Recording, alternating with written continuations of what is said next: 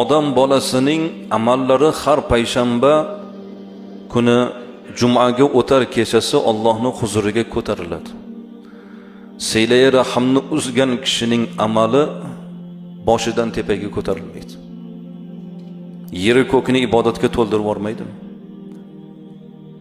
Butun shahar ahliga saxovatini yog'dirmaydimi?